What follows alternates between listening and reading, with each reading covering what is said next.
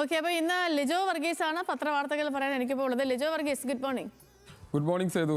ഇപ്പോൾ ബിനിലും സേതു പറഞ്ഞ് വെച്ചത് തന്നെയാണ് പത്രങ്ങളിലും ഉള്ളത്. എന്താകും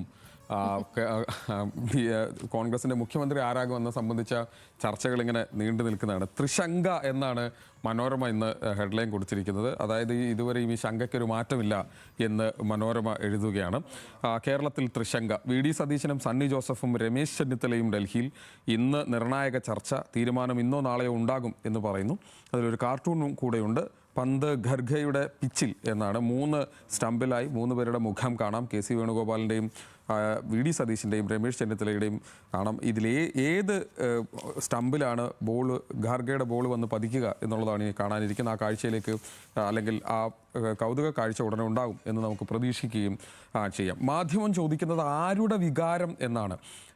MLA-മാർ ഭൂരിഭാഗവും വേണുഗോപാലിനൊപ്പം, ജനങ്ങളുടെ പൊതുവികാരവും ഘടകകക്ഷികളുടെ പിന്തുണയും സതീശനൊപ്പം, സീനിയോറിറ്റിയും ഭരണപാഠവും ചെന്നിത്തലയ്ക്കും എന്നാണ് കേരളത്തിലെത്തിയ നിരീക്ഷകരുടെ റിപ്പോർട്ട് എന്നാണ്. അന്തിമ അഭിപ്രായം മാധ്യമം പറയുമ്പോൾ അത് രാഹുലിൻ്റേതാണ് എന്നാണ് മാധ്യമം പറയുന്നത്. അന്ന് കണ്ണേ കരളെ VSA എന്നായിരുന്നു മുദ്രാവാക്യമെങ്കിൽ ഇന്ന് പട നയിച്ചവൻ നാട് നയിക്കട്ടെ എന്ന മുദ്രാവാക്യമാണ് ഇന്നലത്തെ വലിയ തോതിലുള്ള പ്രതിഷേധ പ്രകടനത്തെ കൂടി ചൂണ്ടിക്കൊണ്ടാണ് മാധ്യമം ആ വാർത്ത റിപ്പോർട്ട് ചെയ്യുന്നത്.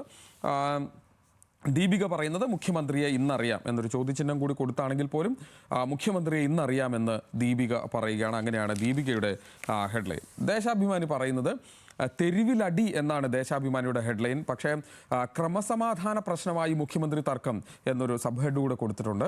അതായത് കേരളത്തിലെ ക്രമസമാധാന പ്രശ്നമായി കോൺഗ്രസിൻ്റെ മുഖ്യമന്ത്രി തർക്കം മാറിയിരിക്കുന്നു എന്നുള്ളതാണ്. വളരെ കൃത്യമായി പൊളിറ്റിക്കലി തന്നെ ആ വാർത്തയെ റിപ്പോർട്ട് ചെയ്തിരിക്കുന്നു. പരസ്പരം പോർവിളി, ഉമ്മൻചാണ്ടിയുടെ ചിത്രമടക്കം നശിപ്പിച്ചു. അതായത് മുട്ടിന് അല്ലെങ്കിൽ എന്ത് കാര്യം പറയുമ്പോൾ പോലും ഉമ്മൻചാണ്ടിയെ ചേർത്ത് വെക്കുന്ന കോൺഗ്രസ് പ്രവർത്തകർ ഉമ്മൻചാണ്ടിയുടെ ചിത്രമടക്കമുള്ള ഫ്ലെക്സുകൾ നശിപ്പിച്ചു എന്നത് കീറിയ ഒരു ചിത്രം കൂടി കൊടുത്തിട്ടുണ്ട്. കാലം സാക്ഷി എന്നാണ് ആ ചിത്രത്തിന് ദേശാഭിമാനി ഹെഡ് കൊടുത്തിരിക്കുന്നത്. വി സതീശനെ മുഖ്യമന്ത്രിയാക്കണമെന്ന് ആവശ്യപ്പെട്ട് തിരുവനന്തപുരത്ത് പ്രകടനം നടത്തിയ അണികൾ സെക്രട്ടേറിയറ്റിന് മുമ്പിൽ കെ സി വേണുഗോപാൽ അനുകൂലികൾ സ്ഥാപിച്ച ഉമ്മൻചാണ്ടിയുടെ ചിത്രമുള്ള ഫ്ലെക്സ് ബോർഡ് വലിച്ചു കീറുന്ന ചിത്രം കൂടി ചേർത്ത് വെച്ചുകൊണ്ടാണ് ദേശാഭിമാനി ആ വാർത്ത റിപ്പോർട്ട് ചെയ്യുന്നത്. അതായത് 102 MLA-മാരുള്ള ഒരു അത്രയും വലിയൊരു മാൻഡേറ്റ് ജനങ്ങൾ കൊടുത്തിട്ട് അതിനെ കൊഞ്ഞനം കുത്തുന്നു എന്ന് വേണമെങ്കിൽ പറയാവുന്ന തരത്തിലാണ് ആ വാർത്ത ദേശാഭിമാനി റിപ്പോർട്ട് ചെയ്തിരിക്കുന്നതെന്ന് വേണമെങ്കിൽ പറയാം. ഈ മുഖ്യമന്ത്രി തർക്കമെല്ലാം നടക്കുന്നതിനിടയിൽ, ആ തമ്മിലടി നടക്കുന്നതിനിടയിൽ മറ്റൊരു വാർത്തയാണ് കേരള കൗമുദി ഇന്ന് 1-ാം പേജിൽ പ്ലേസ് ചെയ്യുന്നത്. അതിതാണ് പുതിയ മന്ത്രിസഭ ഈഴവ പ്രാതിനിധ്യം വെട്ടിനിരത്താൻ നീക്കം എന്നുള്ളതാണ്. മുഖ്യമന്ത്രി ചർച്ച തീർന്നിട്ടില്ല. ആരാ മുഖ്യമന്ത്രി ആകുക എന്ന സംബന്ധിച്ച ചർച്ച അവിടെ നിൽക്കുമ്പോൾ തന്നെ മറ്റൊരു കാര്യം ആണ് കേരള കൗമുദി മുമ്പോട്ട് കൊണ്ടുവരുന്നത്. അത് ഈഴവ പ്രാതിനിധ്യമാണ്. 2-ൽ ഒതുക്കാൻ ശ്രമം. ഈഴവ അംഗങ്ങൾ 9 പേരുണ്ട്. കിട്ടേണ്ടത് 6 മന്ത്രിസ്ഥാനം എന്നതുകൂടിയാണ്. അതിലാരൊക്കെയാണ്? ബിന്ദു കൃഷ്ണ, M ലിജു, ദീപക് ജോയി, നാട്ടകം സുരേഷ്, സേനാപതി വേണു, OJ ജനീഷ്, സുമേഷ് അച്യുതൻ, K ജയന്ത്, വിദ്യാ ബാലകൃഷ്ണൻ എന്നിങ്ങനെ 9 പേരുണ്ട് എന്നതും അവരിൽ അവർക്ക് 2 പേരായി കുറയ്ക്കാൻ അല്ലെങ്കിൽ 2-ൽ ഒതുക്കാൻ ആണ് നീക്കമെന്നുമുള്ള കാര്യമാണ് കേരള കൗമുദി എന്നും റിപ്പോർട്ട് ചെയ്യുന്നു എന്നുള്ളതാണ് വളരെ രസകരമായ കാര്യം. ഇവിടെ ഇങ്ങനെയൊക്കെ ആണെങ്കിൽ, കോൺഗ്രസിൽ ഇങ്ങനെയൊക്കെ ആണെങ്കിൽ എന്താണ് CPM-ലും ഇടതുമുന്നണിയിൽ സംഭവിക്കുന്നത് എന്നുള്ളതാണ്. അത് മാതൃഭൂമിയിൽ ഇങ്ങനൊരു വാർത്തയുണ്ട്. CPM സംസ്ഥാന സെക്രട്ടേറിയറ്റിൽ നേതാക്കൾ പറഞ്ഞത് മിണ്ടാതിരുന്നിട്ട് ഇനി കാര്യമില്ല എന്നാണ്. 13 മണിക്കൂർ യോഗം നീണ്ടു. മുഖ്യമന്ത്രിക്കും ഗോവിന്ദനും നേരെ പതിവില്ലാത്ത വിമർശനം. MV ഗോവിന്ദൻ സെക്രട്ടറി സ്ഥാനത്ത് നിന്ന് മാറി നിൽക്കുന്നതാണ് ഉചിതമെന്നും അഭിപ്രായമുണ്ടായി എന്ന കാര്യമാണ് മാതൃഭൂമി ഇന്ന് 1-ാമത്തെ പേജിൽ ഒരു വളരെ പ്രധാനപ്പെട്ട വാർത്തയായി ഇന്ന് റിപ്പോർട്ട് ചെയ്യുന്നത്. വീക്ഷണത്തിലും ഇതുമായി ബന്ധപ്പെട്ട വാർത്തയുണ്ട്. അതിങ്ങനെയാണ്: നയം മാറണം, നേതൃത്വം മാറണമെന്ന് CPIM പറഞ്ഞു എന്നുള്ളതാണ്. പിണറായിക്കും ഗോവിന്ദനുമെതിരെ രൂക്ഷ വിമർശനം. നയവും മാറ്റേണ്ട, നേതൃത്വവും മാറേണ്ട എന്നാണ് CPI പറഞ്ഞത് എന്നാണ് വീക്ഷണം റിപ്പോർട്ട് ചെയ്യുന്നത്.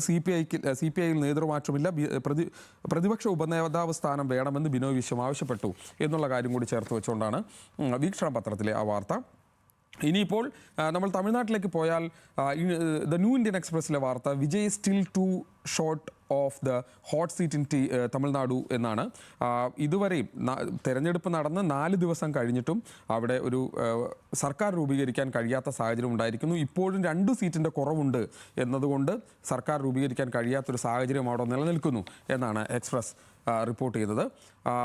ചന്ദ്രിക പറയുന്നത് വഴിതെളിയാതെ വിജയ് എന്നാണ്. 3ാം കൂടിക്കാഴ്ചയിലും അനുമതി നൽകാതെ ഗവർണർ. വിജയ്ക്ക് മുസ്ലിം ലീഗ് കത്ത് നൽകില്ല. വിജയ്ക്ക് പിന്തുണ അറിയിച്ച ഇടതുപക്ഷം. മനസ്സ് തുറക്കാതെ VCK. ഹാജരായത് 116 പേരുടെ പിന്തുണക്കത്ത് മാത്രം. ഹാജരാക്കാനായത് 116 പേരുടെ പിന്തുണക്കത്ത് മാത്രം. എടപ്പാടിക്കായി ഉള്ളത് കരുനീക്കം മറ്റൊരു വഴിക്ക് നടക്കുന്നു എന്നുള്ള കാര്യം കൂടി ചന്ദ്രിക പറയുന്നുണ്ട്. മാതൃഭൂമി പറയുന്നത് കനിയാതെ എന്നാണ്. തമിഴ്നാട്ടിൽ വീണ്ടും നാടകീയ നീക്കങ്ങൾ. ഗവർണർ എന്തു പറയുന്നു, മുസ്ലിം ലീഗിൻ്റെ നിലപാട് എന്താണ്, VCKയുടെ നിലപാട് എന്താണ് എന്ന കാര്യങ്ങളടക്കം വെച്ചുകൊണ്ടാണ് ആ കാര്യം മാതൃഭൂമി പറയുന്നത്. ഇനിയിപ്പോൾ പശ്ചിമ ബംഗാളിലേക്ക് വന്നാൽ ജന്മഭൂമിയിലെ ഇന്നത്തെ ഒന്നാമത്തെ ഹെഡ്ലൈൻ സധീരം സുവേന്ദു എന്നാണ്. ബംഗാളിലെ ആദ്യ BJP മുഖ്യമന്ത്രി സുവേന്ദു അധികാരി ഇന്ന് 11 മണിക്ക് സത്യപ്രതിജ്ഞ ചെയ്യും എന്നുള്ള കാര്യമാണ് പറയുന്ന. അവിടെയുള്ള പ്രശ്നങ്ങൾ ഏതാണ്ട് അവസാനിപ്പിച്ചു എന്നുള്ള കാര്യം ആണ് അവിടെ പറയുന്നത്. അതിനൊപ്പം തന്നെ ഒരു വാർത്തയുണ്ട്. മമതയ്ക്ക് വീണ്ടും തിരിച്ചടി. തൃണമൂലിൽ കടുത്ത ഭിന്നത. പിളർപ്പിലേക്ക് എന്നാണ്. തൃണമൂൽ കോൺഗ്രസ് പിളർപ്പിലേക്ക് എന്നുള്ളൊരു വാർത്ത കൂടി ജന്മഭൂമി അതിന് തൊട്ടടുത്ത് തന്നെ ഇന്ന് പ്ലേസ് ചെയ്തത് നമുക്ക് കാണാൻ കഴിയും.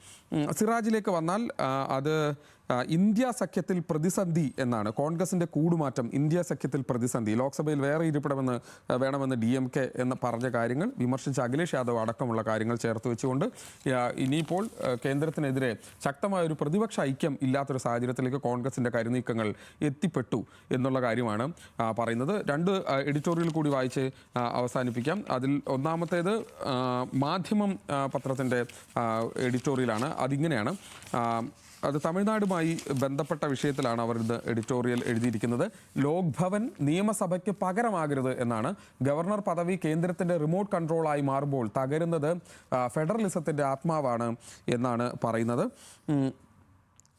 മന്ത്രിസഭ രൂപീകരിക്കാൻ അവകാശം ഉന്നയിച്ച് തമിഴ്നാട്ടിലെ ഏറ്റവും വലിയ ഒറ്റകക്ഷിയായ തമിഴക വെற்றிക്കഴകം നേതാവ് വിജയ് ഗവർണറെ കണ്ടത് ഭരണഘടനാപരമായി സാധുവും സാധാരണ നടപടിയുമായിരുന്നു. എന്നാൽ ഭൂരിപക്ഷം തെളിയിക്കുന്നതിനാവശ്യമായ 118 MLAമാരുടെ പിന്തുണക്കത്തില്ലാതെ സത്യപ്രതിജ്ഞ അനുവദിക്കില്ലെന്ന് ഗവർണർ വാശി പിടിച്ചത് അവിടെ അനിശ്ചിതത്വം സൃഷ്ടിച്ചു. ഗവർണറേക്കാൾ ജനാധിപത്യ ബോധമുള്ള രാഷ്ട്രീയ കക്ഷികൾ പിന്തുണയുമായി മുന്നോട്ട് വന്നതോടെ പ്രതിസന്ധി നീങ്ങിയാലും ഗവർണർ കാണിച്ച പിടിവാശി പല സംശയങ്ങളും ഉയർത്തുന്നുണ്ട്. 24 മണിക്കൂറിനുള്ളിൽ വിജയ് 2 തവണ സന്ദർശിച്ച് സത്യപ്രതിജ്ഞയ്ക്ക് അവസരമൊരുക്കണമെന്ന് ആവശ്യപ്പെട്ടിട്ടും ഗവർണർ കൂട്ടാക്കാഞ്ഞത് ജനവിധി അട്ടിമറിക്കാനുള്ള സാവകാശം സൃഷ്ടിക്കാനാണോ എന്ന ആശങ്ക TVK പ്രവർത്തകരിൽ ഉയരുന്നുണ്ട് എന്നാണ് മാധ്യമത്തിൻ്റെ എഡിറ്റോറിയൽ.